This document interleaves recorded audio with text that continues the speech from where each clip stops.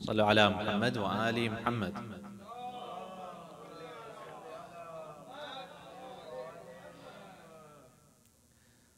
صلى الله عليك يا رسول الله. صلى الله عليك وعلى أهل بيتك المظلومين.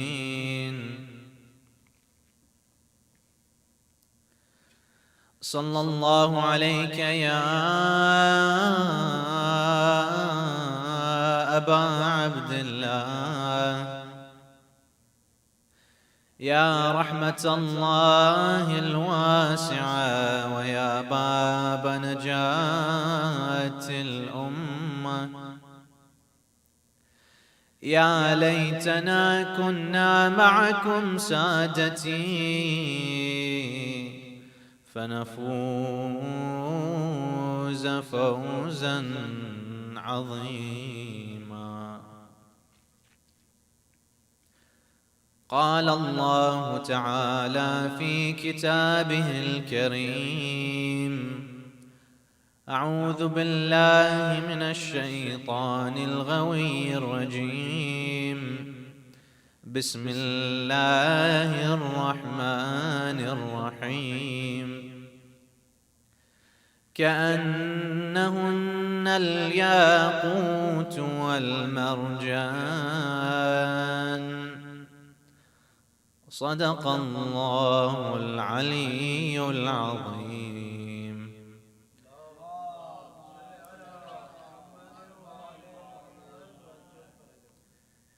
Respected brothers and sisters, once again illuminate your hearts and minds and this majlis with another loud salawat ala Muhammad wa ali Muhammad.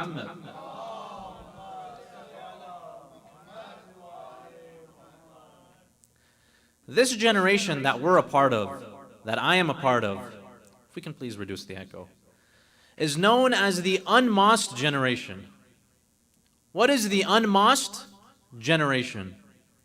For the first time, you find statistically that a majority of the youth do not attend programs and religious events. There are more youth in this generation who don't attend programs and attend the mosque regularly than those who are. And this is a problem. But in fact, this is reflective of a wider trend within the United States. You find church attendance is not the same 2020 as it was in 1970, as it was in 1940. You find even in the temples, in the synagogues, this is reflective of a wider trend within the United States and the rest of the world in which this generation tries to find alternative forms of spirituality. Thus you find the rise of what's known as New Age religion, neo-spirituality. What is this? You find the human being always has a need for spirituality. You can't deny that. So if you don't get it from church, from the mosque, from the synagogue, from the temple, where do you go? You find after the 1970s, a wave of New Age religion came to be, in which people sought spirituality outside the realm of the church and traditional religion, outside organized religion. You find a surge in what? Witchcraft. You find a surge in what? Yoga. People go, they do yoga, they engage in these practices, physical and spiritual, and they feel this connection with some sort of divine. You find a host of new sorts of alternative spiritual practices begin to emerge. Now at the same time, you find because of how complex science, physics, medicine, health has become, there has been almost a rejection of mainstream science and medicine within segments of the population. Thus, you find movements like what? Like anti-vaccine movements, especially after 2020 with COVID. You find people, they refuse to get the vaccine, despite potentially saving their lives. Why? For fears of this mainstream science, health, affecting me, negatively affecting me. You find there's a resurgence in what? Flat earth theory. There's actually people who believe the earth is what? Flat. Even though over 2,000 years ago, the Greeks knew that the earth is round. But yet you find in this day and age where Google exists, where Bing exists, I don't know who uses Bing, where all these countless websites and forms of information exist, right? You can Google any form of physics and geography textbook available in the universe, right? And yet, despite all that, despite it being free, available at your fingertips, there are people who say that the earth is flat. They say when you walk on the street, I don't see any curve. They say that, when you get to the North Pole, there's just a huge waterfall, and God knows where the water falls, right? So you find a whole host of what? Alternative, scientific health practices. You find there's a rise in what? Essential oil remedies. There's people who, when they get the flu, when they get sick, when they get cancer, instead of going to their physician, their primary physician, the specialist, who do they go to? A merchant who sells, this oil, castor oil, black seed oil. Make this concoction, right? Smell it at this time of day, use it with this kind of cooking, and inshallah your cancer will go away. Right? This is a huge resurgence in what's known as essential oil therapy. Now sometimes you find these two trends, they converge. What two trends? Alternative spirituality, alternative medicine. One example is what's become very prominent nowadays, known as crystal healing. Now what is crystal healing?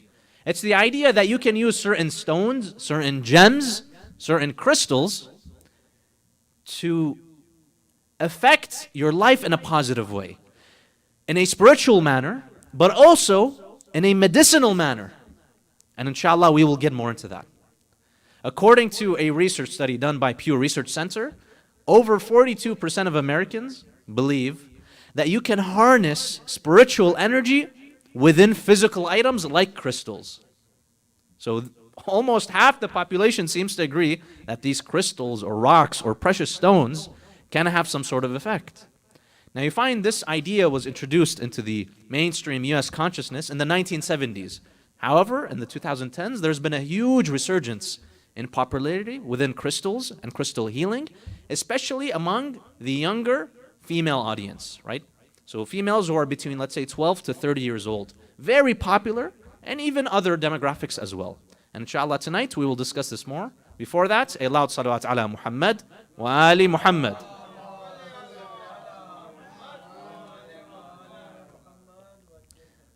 So for the uninitiated, if you've never heard of crystals, crystal healings, rocks, right? You might have heard of rocks, but what is crystal healing? Now this is the belief that you can harness certain stones, certain rocks, crystals, precious stones, and you can harness the spiritual energy embedded within them. This is the claim. That these stones, because of the power and the frequencies that they have, that they exhibit, they can alter your life in positive or sometimes negative ways. They can affect your mood. They can affect your destiny, your luck, your chances at love. They can affect even your health. If you have diseases, some of them can cure you. They can heal your ailments. So this is the claim. So for example, rose quartz, which is a form of quartz, right? A common crystal, a common rock, is believed to assist with self-love and love.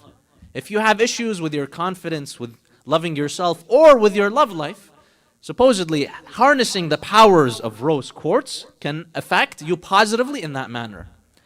The rock known as amethyst, which is purple, right? That is believed if you can harness the power effectively, amethyst can ease your anxieties. If you have anxiety, you're always in this inner state of turmoil, harnessing the power of amethyst, so goes the claim, can ease your worries, concerns, and anxieties. So what's the logic behind all this? What's the claim? This is the claim of proponents of crystal healing. They say that everything in the universe exhibits certain frequencies, right?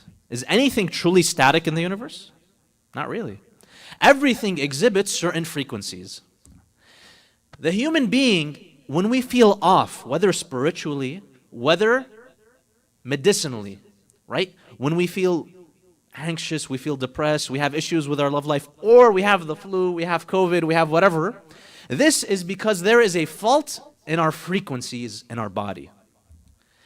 Now the claim is these stones come from all sorts of places in the universe, right? All the materials and elements on earth are found everywhere else in the universe. If you look at the stars, right, you find stardust exists on earth and even within our bodies. Right? They say almost every element can be found within the human body, and certainly on earth. So they say these stones and precious stones and crystals come from all around the world, and they harness the frequencies from all around the universe. So when you come in contact with a crystal, right, with a rock, could be quartz, could be amethyst, could even be aqiq, right, which is known as agate, could be yaqut, which is known as ruby. If you hold it, right, it's emitting a certain frequency. And then your body is also emitting a certain frequency. So if you have a certain kind of problem, the stone that has X frequency can heal that problem simply by influencing your body's frequency. Is that clear? The frequency exhibited by the stone affects the frequency in your body, which may be off for whatever reason, and then goes back to normal. So this is the claim of proponents of crystals and crystal healing. This can affect your spirituality, your mood, your mental health, and even your body, your physical health. So goes the claim. Now, if you want to get into crystals and use them and actually benefit, what do you have to do? So first, you have to get your hands on some crystals. Where do you get crystals? So you could visit a store like Anthropology, Urban Outfitters. You can go on Amazon if you're lazy. And if you have Prime, within 2 days, you'll have some nice crystals ready at your door inside that beautiful Amazon package. Now you open it. What they say is, before you start using it, you're not allowed to just use it first. You must cleanse the crystal. You must clean the crystal, right? Sort of how before we do prayer, we have to cleanse our bodies and do wudu. Before you use the crystal, you need to cleanse it. How do you cleanse a crystal? The reason you need to cleanse a crystal is because perhaps someone else may have used it before you and they have imbued it with negative energy. And so obviously you don't want that negative energy to affect you, right? If you're at the airport and you get on the plane, you're seated at the table, usually they give you Purell wipes to wipe down the tray in front of you. Why? So that whatever germs, bacteria, COVID was on that tray or on that armrest doesn't transfer to you. So in the same manner, you want to cleanse the crystal before you use it, so goes the claim, so that the negative vibes, energies, whatever, do not affect you. So how do you cleanse crystals? Now there's a couple different ways to go about that. You can collect some rainwater from outside, make a nice little pool, and then immerse the crystal within that rainwater for 24 hours. And this will cleanse the crystal. Another technique you can do is you can place this crystal outside at night, preferably under a full moon, and the light of the moon will cleanse this crystal. What's another way you can cleanse a crystal? You can get some sage, some incense, and get that smoke around the crystal, and that way you are able to cleanse the crystal from all former impurities. So now that you've cleansed it, can you use it? Nope. There's one more step. When you get the crystal, you cleanse it, then you have to hold it, so goes the claim. You have to intend, you have to use your intention, right? Your niyyah. You need to intend what you'll be using it for. If you intend to use it for nefarious, devious reasons, well, that's going to have a negative outcome. You need to know exactly why you'll be using this stone. And therefore, you need to consult a crystal or stone master who will tell you about all the properties and features of these stones. Now, you'd be surprised, why is Sayyid talking about the Moulana, talking about all these crystals, rocks? Well, the reality is, probably in a majority of the households here, from this center, from this masjid, you'll find there's 1 or 2 family members who engage in crystal healing or crystals. And so it is a very common trend that we find today. And thus, we must understand what is going on in order to understand, is this okay? Is this permissible? And what are the remedies for this situation? So you must intend on using this crystal properly. Are you ready to use it? Nope. Actually, one more step. The same way when you wake up, you better have hope that last night you charged your phone, you charged your laptop, you charged your tablet, you charged your Apple Watch. You need to charge your crystals. Allahu Akbar. Now, you don't use a USB-C port to charge your crystal. That's not how it goes. There are other ways of charging your crystals. One way is putting it under the moonlight, preferably a full moon. A more powerful method is setting it outside under direct sunlight. This is the best way to charge your crystal. You get that fast charging.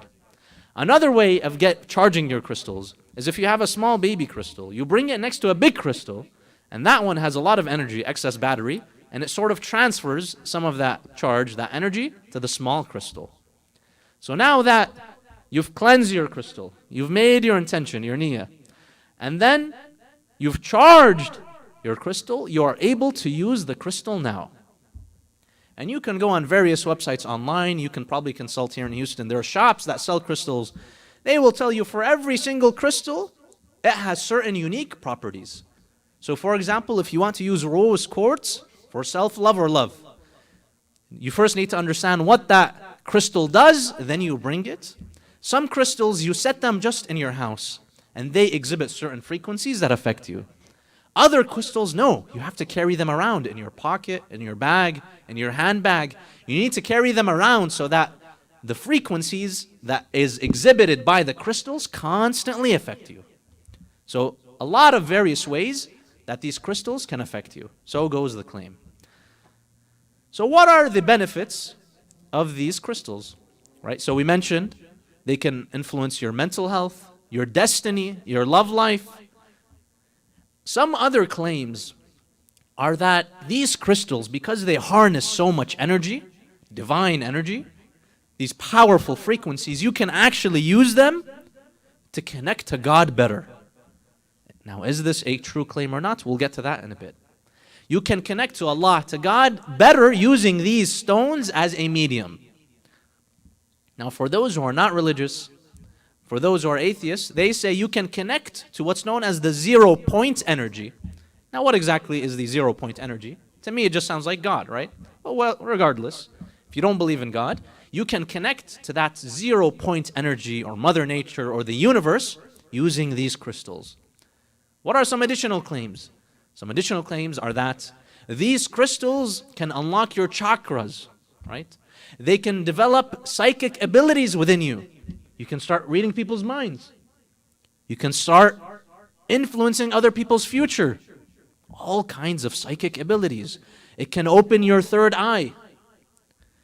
It can ease your anxieties and focus your intention, which to me, that sounds like niyyah, ikhlas on prayer, right? Where you focus your intention and you ease your anxieties by speaking to Allah.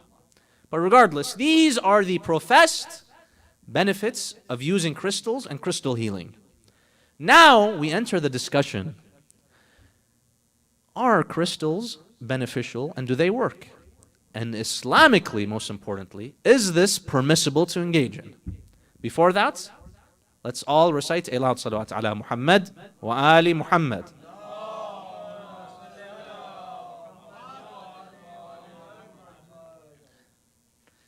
My dear brothers and sisters, my recommendation is that you do not engage in this crystal business. Crystals, crystal healing, for the following reasons. You can listen to the reasons. If you find them convincing, then so be it. If you don't find them convincing, then so be it. But you must listen to the reasons being mentioned in order to make your own informed decision. Number one, a common issue you find is that people who seek crystals and crystal healing, some of them, maybe they were introduced to this idea by their friends. Maybe some of them, they do it for fun, right? They just gather these crystals as a decor. And that is permissible, by the way. If you just gather crystals, you set them on your table around your house because they look nice, they look pretty, there's no issue with that, Islamically speaking. But some people, they go towards this trend of crystals and crystal healing for the professed benefits, the spiritual and medicinal benefits. Now the problem is, many people who go towards this, it's not because their friends introduced them or they were curious. Many times, it's people who have severe issues that have no recourse other than engaging in crystal healing. And so you find people who work at crystal shops, they find people come who suffer from, for example, domestic abuse or domestic violence. Some of them, they have stage 4 cancer, right? And they've lost hope, for example, in the traditional healthcare system, and so they resort to spiritual healing. Some have issues with their kids. Some are grieving the death of a loved one. They have severe issues. Some have schizophrenia or other mental health disorders. And rather than seek professional treatment, going to your physician, going to your mental health therapist, going to whatever professional is necessary for your problem, they take refuge in this crystal healing. And that's a severe problem. Sometimes, even if there are benefits to these issues, you need to go the proper and professional path. And so, number one, why I would not recommend engaging in crystal healing is because oftentimes when professional help is needed, people out of their desperation, they find someone saying that, yes, just buy these crystals and this will solve your cancer, this will solve your marital problems, this will solve all the problems in your life. And then people, because they're desperate, they have no other recourse, they fall victim to this. That's number one. Number two, ironically, despite crystal healing and crystal being a form of alternative spirituality, right? We're tired of this materialistic culture that we have, this consumer culture where you spend, right? In order to feel good, to feel better. So we take recourse in crystal healing. You find, paradoxically, you fall into the trap of what's known as spiritual materialism.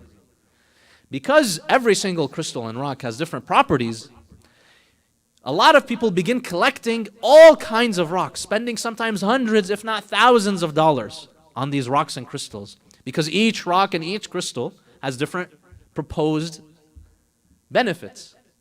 And the problem is, you end up spending all this money, you have this huge collection. And this becomes an addiction in and of itself. And thus you find a lot of people, after 2, 3, 4 years of engaging in crystals and crystal healings, they finally get out of it. They said, it was occupying all my time, all my money. I was just too much into this.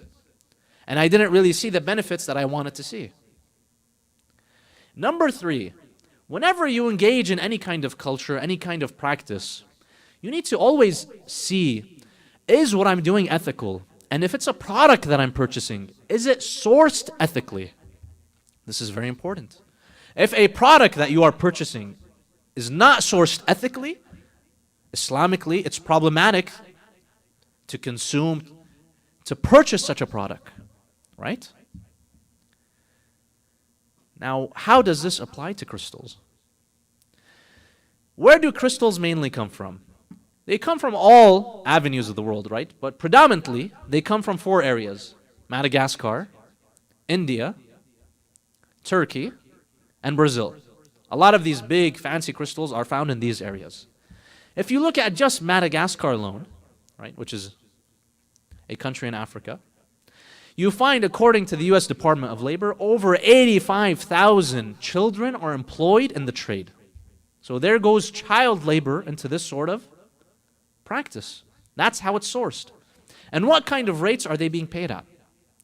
So you find, in Madagascar, typically, miners who work in these crystal mining fields, who, by the way, many of them suffer lung cancer because of the terrible conditions in these mining fields, all sorts of injuries and accidents. On average, they get paid 23 cents a kilogram of crystal. So that's about 10 cents per pound. Now, you know how much these go for here in the United States? Depending on the kind of crystal that you're purchasing, a kilogram, which is paid to the miners who actually work to source it, 23 cents, can go for about $100 to $600. So there's a huge markup, right? And who's benefiting? Is it those poor miners, right, in their native countries that are mining it? Nope, it's some other middlemen, right? Or it's the people who are pushing the agenda of crystal healing. So this is very problematic. You need to always make sure in Islam, whatever you consume, whatever you buy, is sourced ethically. If it's not, then there's Islamic and legal and ethical challenges with consuming such a product. Number 4, and I think this is the most important reason that you should listen to. Well, the whole claim so far has been that you can study the frequencies of these crystal rocks, right? These crystal stones. And because of the interaction between the frequencies of the rock and my body, it can have all these benefits to my mood, to my mental health, to my body. And to some extent, that is true. The first radio technology did use quartz and crystals inside the device. You find that most electronic devices use what? Use silicon, right? Which is technically a form of crystal or stone. So whereas they do have certain benefits, do these apply to our body and to our mood and to our mindset? You find Dr. Thomas Plant. He mentions that most psychologists attribute all the perceived benefits of crystal healing, which are what? Which are my mood has improved, I've had more self-love, I've had more luck in my life, I've had a better relationship with my family, with my parents. He says most psychologists believe that all this can be attributed to what? To the placebo effect. Meaning simply what? That because you believe that this rock, this stone has powers and it can influence me, your mind generates these perceived benefits. So simply, what is going on is that your mind is generating these benefits and there's not much actually going on. Why? Because no randomized double-blind study has ever been done to see if these crystals actually have medicinal benefits. Dr. Georgalis mentions that according to physicists, according to geologists, according to chemists, there is zero scientific evidence that these crystal rocks have any benefit whatsoever. Number one, they say, true, while they have frequencies, in no way does it affect the frequencies of the human body. They've done studies where people hold crystals, they hold rocks, and from a physics and chemistry standpoint, no change was observed. And they even put wires on people's brain, they check your brain waves, no observable change occurred. So if you're claiming that there is a physical effect, right, it's abiding by the laws of nature, well, that's obviously not the case. Dr. French at the University of London conducted a study in which he gathered 80 participants. He grouped them into two, 40 and 40. He gave half of them real quartz and he told them to hold on to it and to meditate with it for 5 or 10 minutes. And then he gave the other half fake quartz that looks like the real thing, and he said the same thing. Hold on to it 5-10 minutes and try to meditate. At the end, he told them this is what is known on the internet, on books, as the perceived benefits of quartz. Affects your mood, you feel more calm, you feel happier. Do you feel that this is the case? Now, according to the results of this study, both groups, the groups that had real quartz and the group that had fake quartz, said yes, we feel these benefits, I feel calmer, I feel better, I feel happier. So, most likely, from a scientific perspective, all the benefits that are attributed to these crystal stones, crystal rocks, are most likely the result of what? The result of placebo. The result of simply your mind enhancing your body, your mind, and not any actual benefit to the crystals themselves. But you might say, Moulana, but there's a catch over here. If truly these stones, these rocks have no perceived benefits, a physicist, a geologist, a chemist can't see any changes. But in Islam, don't we have something very similar? We have the concept known as what?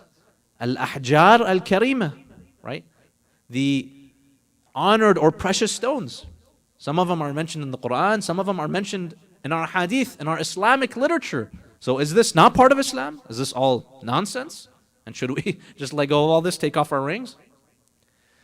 Well, the fact is, rings and these precious stones, the ones mentioned by the Islamic literature, are part of Islamic culture. We cannot deny that. Some are mentioned in the Quran, like what?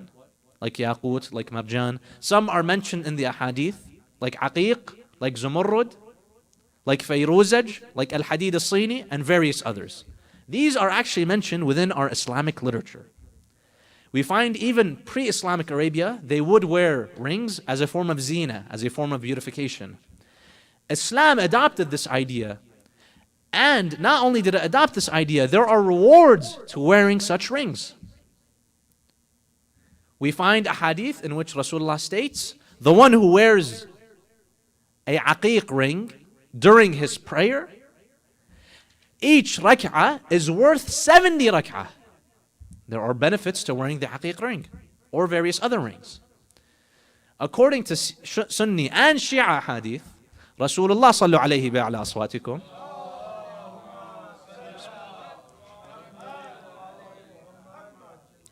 would wear a aqiq ring, and on it he had an inscription, and he would use that inscription as a stamp, and that's why it's called khatam.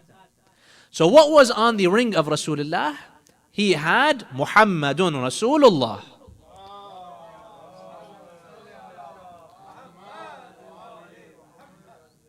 And he would use this inscription as a stamp on his letters to various other kings, other governors, other lands. We find Amir al-Mu'mineen ahadith states he would alternate between 4 different rings. He would mainly wear the aqiq ring. Whereas at other times he would wear hadid al-sini, and specifically the hadith states during war. He would also wear the fayruzaj, right? I believe it's called the turquoise, which looks a very light blue color. And he would wear yaqut, which is mentioned in the Holy Quran, ruby.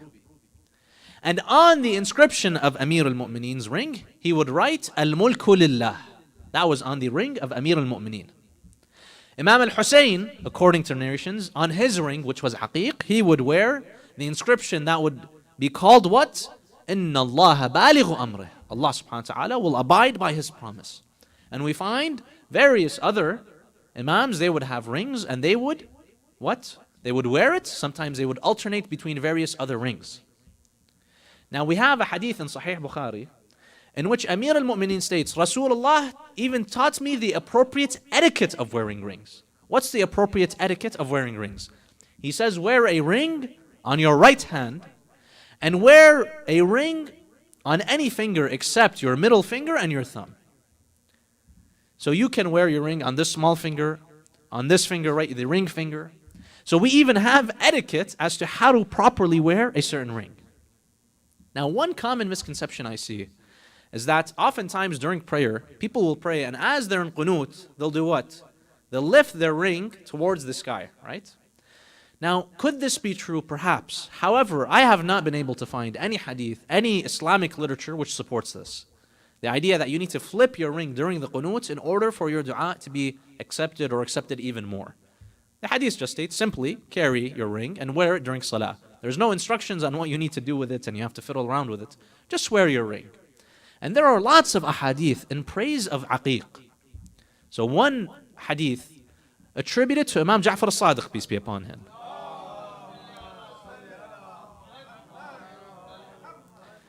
He states, "Man takhattama bil aqiq."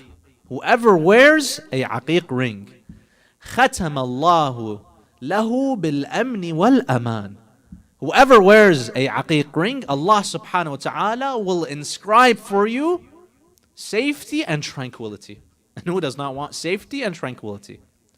And another hadith attributed to Imam Sadiq, he states, takhattamu bil aqiq. He commands us, wear aqiq. Yubarak alaykum. This will be a blessing for you. وَتَكُونُوا فِي أَمْنٍ مِنَ الْبَلَاءِ. You will be protected from bala. So all kinds of various benefits. Some other professed benefits of aqiq and other rings are that it can help with internal bleeding, it can help with all kinds of other issues. Now one question one might ask is, we just spent a certain amount of time talking about crystals, crystal healing, all that kind of stuff, right? And then we concluded that you probably shouldn't do it because it has zero scientific efficacy and it has issues with its sourcing and all kinds of stuff. So then, why does Islam promote wearing rings, wearing these precious stones? Is that not paradoxical? Is that not hypocritical even? Well, the difference, my dear brothers and sisters, is that with crystals we found that there is no scientific evidence for it, right? If you claim that this has benefits to your body, to your health, to your mindset, you need to bring evidence. There is zero scientific evidence for it.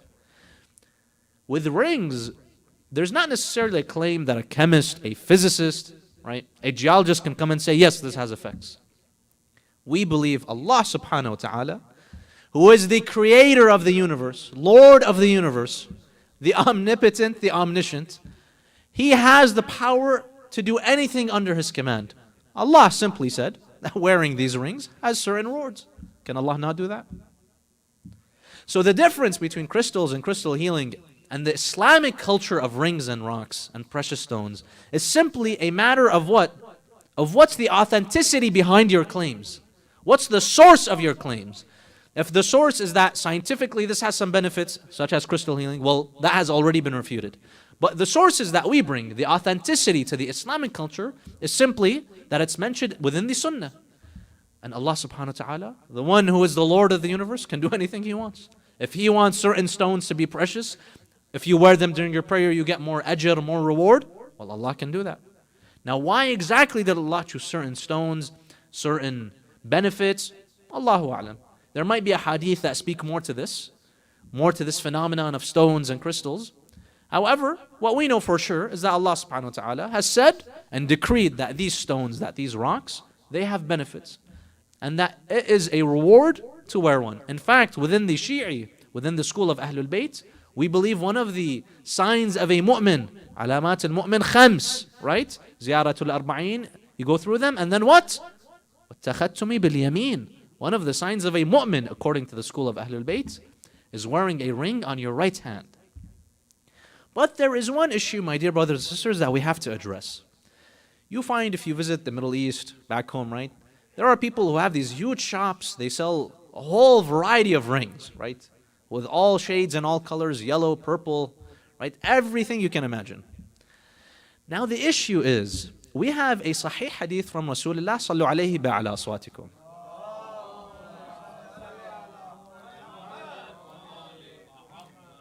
In which he states, if any of you reach news, you hear about a hadith, you hear about a tradition, a report, that Rasulullah said, it is recommended, it is mustahab to engage in a certain behavior. If you hear of such news and you engage in that behavior, right? You hear that there's so-and-so salah, and then you do that salah for the rewards. And then it turns out that salah is not part of the sunnah. Either the narrator made a mistake, it was fabricated, whatever. This is a sahih hadith. Rasulullah says, because your intention was good, you tried to abide by the sunnah of Rasulullah, Allah out of His mercy will still give you the rewards of that action. So if you try to engage in sunnah behavior, right, in mustahab behavior, recommended behavior, and it turns out that that wasn't truly part of the sunnah, Allah out of His infinite mercy still decides to reward you. Because this is a hadith that we have in our literature, the ulama, the grand scholars and the seminaries, they have limited time, right? You only live for so long, and they have to do research on all kinds of masail. So because their time is limited and it's valuable, they decided to focus majority of their attention on what? The ahadith pertaining to what? To the fara'id, to the wajibat, the actions which are wajib, prayer, fasting, stuff like that. To the ahadith relating to what? To aqeedah, creed and belief. They found it more important to dedicate their time and their research on these issues, on ahadith pertaining to fiqh, pertaining to Islamic laws that are wajib and haram and halal, on laws pertaining to what? Pertaining to our beliefs. I mean, naturally, when you have so many ahadith, right? Within the Islamic literature, for example, take Bihar al-Anwar by itself, over 100,000 hadith. So you have to prioritize your studies and what you will examine and analyze. So naturally, they will spend majority of their time studying what? These kinds of ahadith. And since we have a hadith by Rasulullah in which stating anything mustahab that is done by someone, even if it turns out to be not true, not part of the sunnah, they will what? Gain that benefit. So there are lots of ahadith on all kinds of recommended behavior. Among them, a hadith on rings and all kinds of rings and their benefits. The issue is we don't necessarily know if all of them are true or not, right? Like I said, one main reason is because the ulama don't have enough time to study all the hadith available, simply because if you engage in that kind of behavior anyway, Allah will reward you. But one issue is we shouldn't get too obsessed with this culture of rings. You find, mashallah, some brothers, they're walking around in their walking ring stores, right? They have 10 fingers, 3 rings on each finger, mashallah. You could barely see their hand. Is this recommended? No. Engaging in this behavior excessively is not recommended. In fact, if your belief is so much into this rings, right, and you have a ring for rizq, you have a ring for protection, you have each finger, you have 2 rings, and each ring serves a particular function. If you're too obsessed with this, وَالْعَيَاذُ بِاللَّهِ, this might even lead to shirk, in which you start believing in Allah and relying on Allah for protection, for rizq, and you start relying on these rocks. That is an issue. Yes, these precious stones have been mentioned in the literature. It is mustahab to wear them. You gain rewards. But ultimately, the reason they give you rewards is because who said so? Allah subhanahu wa ta'ala. The reason they might offer you some protection, some rizq is why? Because Allah subhanahu wa ta'ala said so. He is the ultimate provider of sustenance, the ultimate protector. So you should not engage obsessively in this behavior of rings. Especially since we have many more ahadith which are authentic and sahih on du'as and prayers given to us by the ma'sumin, by Rasulullah, by the holy imams, by the ma'sumin, when you have different hajat and needs in your life. For example, one sahih hadith we have from Amir al-Mu'mineen Ali ibn Abi Talib.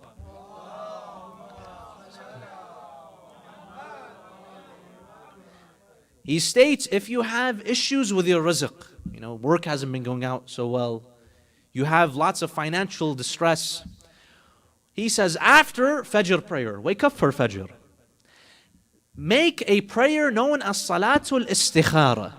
What is Salatul Istikhara? It's a 2 rak'ah prayer. Istikhara means, the word istikhara, asking for Allah's blessings. So make a 2 rak'ah prayer, have your intention be Salatul Istikhara. He says, if you make this prayer every day in the morning, and then right afterwards you go out early in the morning seeking your sustenance, Allah subhanahu wa ta'ala will provide it. We have these beautiful hadith regarding such actions that we can do. We have a hadith that if you have difficulties with your rizq, with your financial means, there are certain chapters in the Holy Quran that you can read, that these chapters will increase your sustenance. There are all kinds of various du'as within Sahifa Sajadiyya ascribed to who? Our fourth and beloved Imam, Imam Zain al-Abidin, peace be upon him.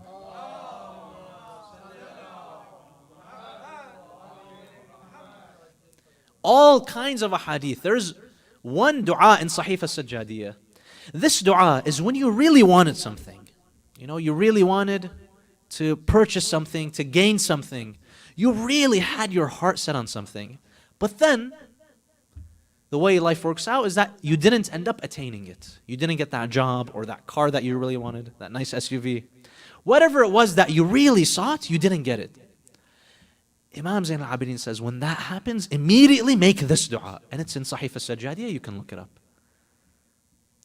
For any kind of occasion, our blessed Imams, the Ma'sumin, Rasulullah, have given us du'as and prayers that you can make, that are hadith, that are sahih, that are authentic, that we can rely on. We shouldn't rely on rocks and stones for all our life's problems. We have beautiful du'as and prayers given to us by the Imams. Last night we mentioned a beautiful du'a by Rasulullah, peace be upon him. When he was in Ta'if and they persecuted him and then he reached Qarnul Manazil, he made this beautiful dua. Allahumma ilayka ashku dha'fa quwwati. Oh Allah, I complain to you about my weakness. Wahawani ala nas, that these people, they're distressing me.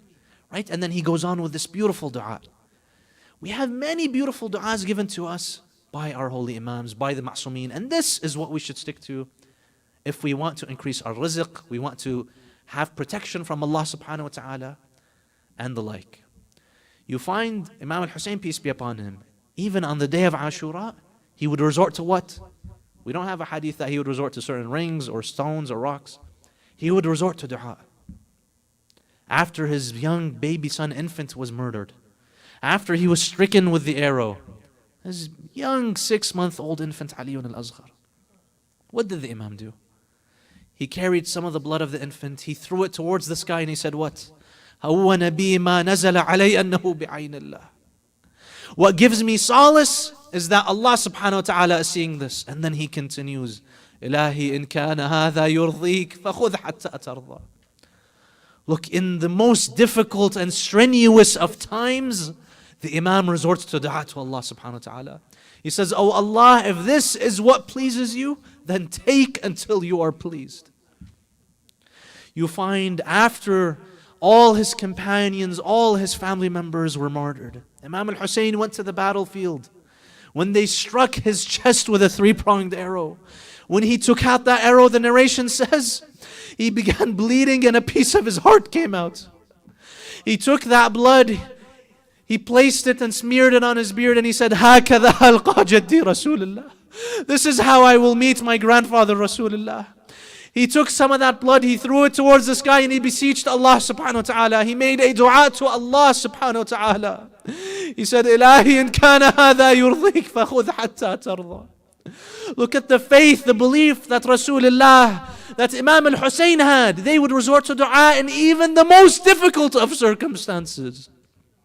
You find after the tragedy of Karbala, when Lady Zainab was asked by those cursed enemies, how did you find what Allah subhanahu wa ta'ala has done to your family? What Allah has done to Hussein? And look at these cursed and wretched enemies. They ascribe what they had done to Allah. And Allah is not a part of what they have done. How did she respond? And this is after she saw her brother Abu Fadl Abbas massacred and martyred. This is after she saw Abu Abdullah massacred and martyred. This is after she saw her beautiful children massacred and martyred. This is after she saw even the 6-month-old infant martyred. This is after she saw the heads on the spears. This is after she saw the horses trample the bodies. What did she say? She had every right to complain. She had every right to have a breakdown. What did she say? She beseeched Allah. She said, "Ma ra'aytu illa jamila." Allahu Akbar. What kind of faith did Lady Zainab have to make such an utterance? She said, "I do not see anything except beauty." And the reason is because she knows this is qada'ullah. She knows this is the decree of Allah. This is what Allah has commanded. And she submits to the will of Allah subhanahu wa ta'ala.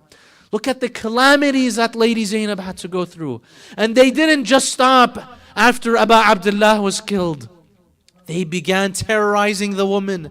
They set the tents to fire. They began looting their gold.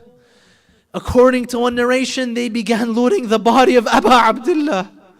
They came, they looted his garment. They looted his armor. They looted even his turban. One cursed enemy, he set his eyes on even the ring of Imam al-Hussein.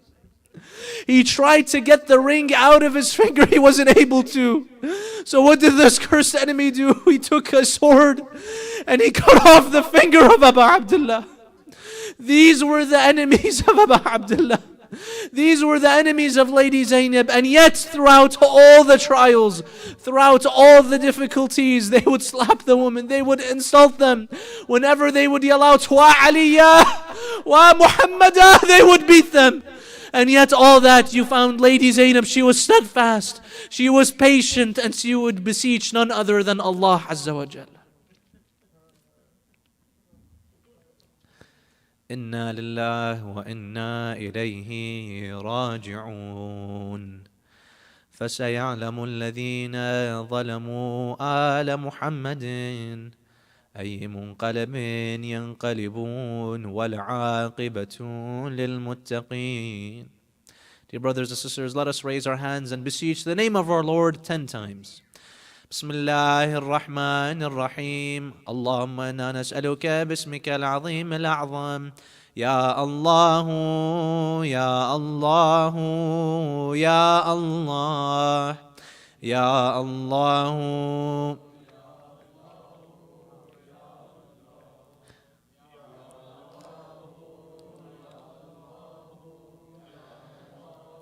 Oh, Ya Allah. Dear brothers and sisters, many of us, we have ailments in our community, we have hajat, we have difficulties that we are going through. So let us all raise our hands and dua and recite the blessed verse 5 times. Bismillahir Rahmanir Rahim.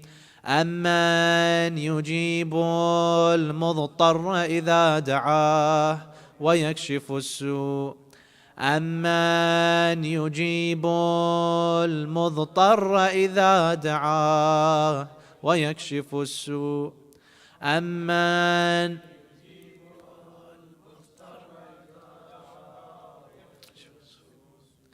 أمن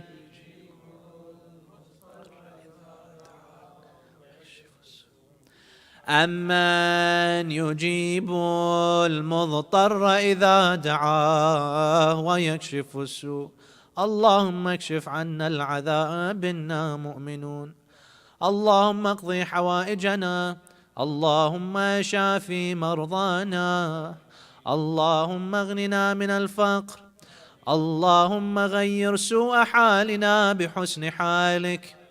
And to the souls of our departed ones, of our loved ones, those who have attended this majlis, those who have organized this majlis, let us recite Surah Al-Mubarakat Al-Fatiha. Before that, a loud salawat ala Muhammad wa ali Muhammad.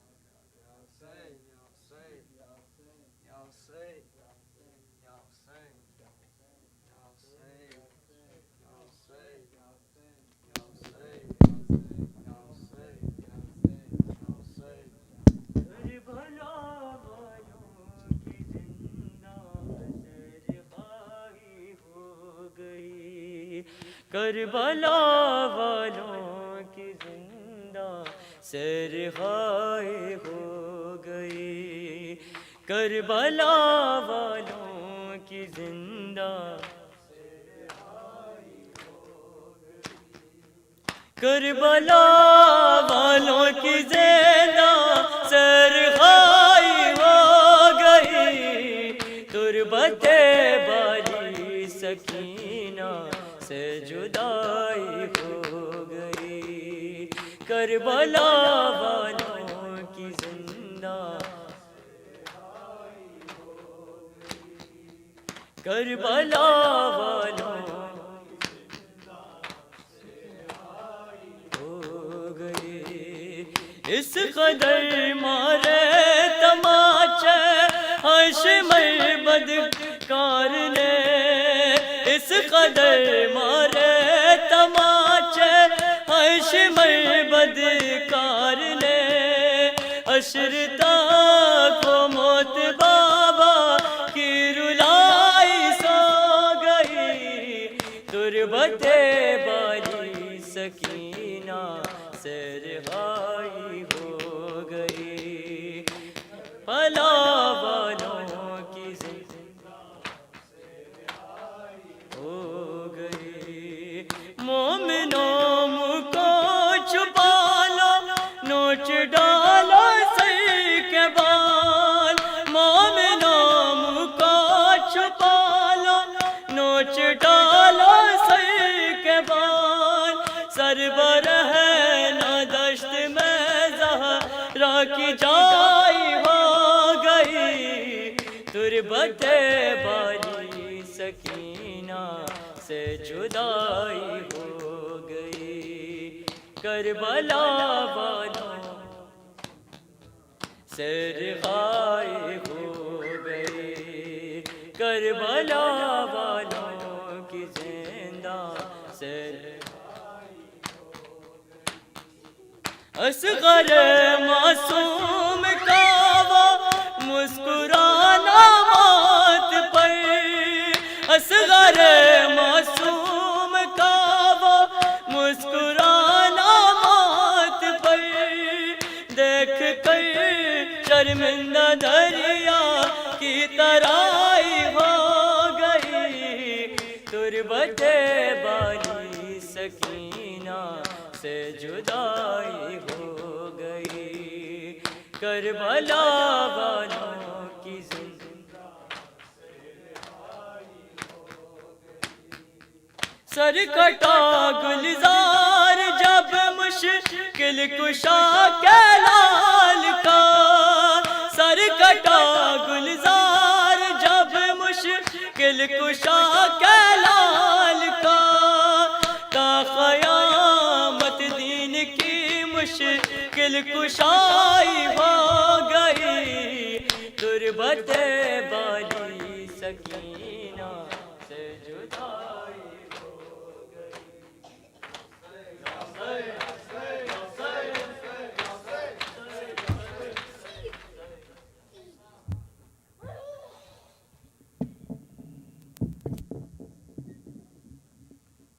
صلی اللہ علیہ مولا یا ابا عبداللہ، السلام علیکہ یا ابن رسول اللہ، السلام علیکہ یا ابن امیر المومنین سید الوسین، السلام علیکہ یا ابن فاطمۃ الزہرا سیدتی نساء العالمین، السلام علیکم سائر شہداء کربلا، خصوصاً سید مولا باب الحوائج قمر بنی ہاشم ابو الخلیل عباس ابن امیر المومنین، السلام علیکم ورحمۃ اللہ وبرکاتہ، السلام علیکہ یا غریب الغرباء، السلام علیکہ یا معین الضعفاء والفقراء، السلام علیکہ یا علی موسیٰ ایھا الرضا، روحی و جسمی لک الفداء راضی بالقدر والقضاء، السلام علیکم ورحمۃ اللہ وبرکاتہ، السلام علیکہ یا صاحب العصر والزمان، السلام علیکہ یا امام انس والجان مظہر الایمان شریک القرآن یا حجت اللہ یا بقیت اللہ فی الارض عجل اللہ تعالی فرجک وصل اللہ تعالی مخرجک وظہورک ورحمت اللہ وبرکاتہ اللہم صلی علی محمد